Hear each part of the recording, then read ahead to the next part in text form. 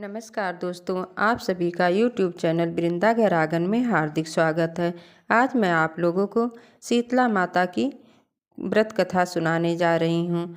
यह व्रत चैत्र मास की कृष्ण पक्ष सप्तमी के दिन रहा जाता है और माँ शीतला की पूजा की जाती है। उसके बाद यह कथा सुना जाता है। माँ शीतला आप और आपके परिवार को स्वस्थ एवं निरोगित रखें, इसी शुभकामना के साथ मैं यह कथा आरंभ करती हूँ। एक गांव में ब्राह्मण दंपति रहते थे।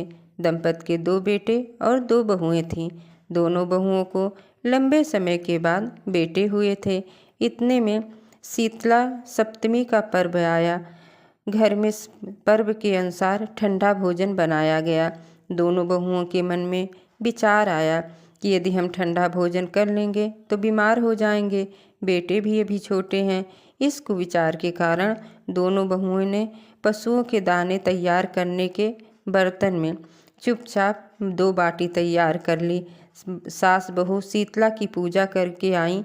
शीतला माता की कथा सुनी। बाद में सास तो शीतला माता के भजन करने में बैठ गई। दोनों बहुएं बच्चे के रोने का बहाना बनाकर घर आईं और दाने के बर्तन से गरम गरम रोटला निकाले, चूरमा किया और पेट भर खा लिया। सास ने घर आने पर बहुओं से भोजन करने के लिए कहा। बहुएं ठंडा भोजन करने का दिखावा करके घर के काम में लग गईं। सास ने कहा, बच्चे कब के सोए हुए हैं, उन्हें जगाकर भोजन करा लो। बहुएं जैसे ही अपने अपने बेटों को जगाने गईं तो उन्होंने उन्हें मृत पाया। ऐसा बहुओं की करतूतों के फलस्वरूप शीतला माता के प्रकोप से हुआ था। बहुएं विवश हो गईं। सास ने घटना जानी तो बहुओं को डांटने लगी। सास बोली कि तुम दोनों ने अपने बेटों की बादौलत शीतला माता की अवहेलना की है, इसीलिए अपने घर से निकल जाओ और बेटों को जिंदा स्वस्थ लेकर ही घर में पैर रखना। अपने मृत बेटों को टोकरे में सुलाकर दोनों बहुएं घर से निकल पड़ी। जाते जाते रास्ते में एक वृक्ष आया। यह खेजड़ी का वृक्ष था। इसके नीचे ओरी और शीतला माता दोनों बहनें बैठी हुई थीं। दोनों के बालों में बहुत जुएं पड़े हुए थे। बहुओं ने थकान का अनुभव किया था और दोनों बहुएं ओरी और शीतला माता के पास आकर बैठ गईं। उन दोनों ने शीतला और ओरी माता के बालों से खूब जुएं निकाले। जुओं का नाश होने से ओरी और शीतला ने अपने मस्तक में शीतलता का अनुभव किया। कहा, तुम दोनों ने हमारे मस्तक को शीतल ठंडा किया है, वैसे ही तुम्हें पेट की शांति मिले। दोनों बहुएं एक साथ बोलीं कि पेट का दिया हुआ ही लेकर हम मारी मारी भटकती हैं, परंतु शीतला माता के दर्शन हुए ही नहीं। शीतला माता ने कहा कि तुम दोनों पापनी हो, दुष्ट हो, दुराचारनी हो। तुम्हारा तो मुंह देखने के भी योग्य नहीं है। शीतला सप्तमी के दिन ठंडा भोजन करने के बदले तुम दोनों ने गर्म भोजन कर लिया। यह सुनते ही बहुओं ने शीतला माता जी को पहचान लिया।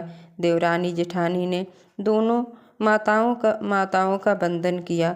गिड़गिड़ाते हुए कहा कि हम तो भोली भाली हैं, अनजाने में गर्म खाना खा लिया था। आपके प्रभाव को हम नहीं जानते थे। आप हम दोनों को क्षमा करें, पुनः ऐसा दुष्कृत हम कभी नहीं करेंगे। उनके पश्चाताप भरे वचनों को सुनकर दोनों माताएं प्रसन्न हुईं। शीतला माता ने मृतक बालकों को जीवित कर दिया। बहुएं तब बच्चों के साथ लेकर आनंद से पुनः गांव लौट आईं। गांव के लोगों ने जाना कि दोनों बहुओं को शीतलता माता के साक्षात दर्शन हुए थे। दोनों का धूमधाम से स्वागत करके गांव में प्रवेश करवाया। बहुओं ने कहा, हम गांव में शीतला माता के मंदिर का निर्माण करवाएंगे। चैत्र महीने में शीतला सप्तमी के दिन मात्र ठंडा खाना ही खाया जाएगा। शीतला माता ने बहुओं पर जैसी अपनी कृपा की, हे माँ, वैसे आप सब पर कृपा करिए। शीतला माँ सदा हमें शांति, शीतलता तथा आरोग्य दें। दोस्तों, यह कथा आप लोगों को कैसी लगी कमेंट बॉक्स में ज़रूर लिखिएगा और मेरे चैनल वृंदा घर आंगन को सब्सक्राइब एवं वीडियो को लाइक कीजिएगा। एक बार फिर से बोलिए शीतला माता की जय।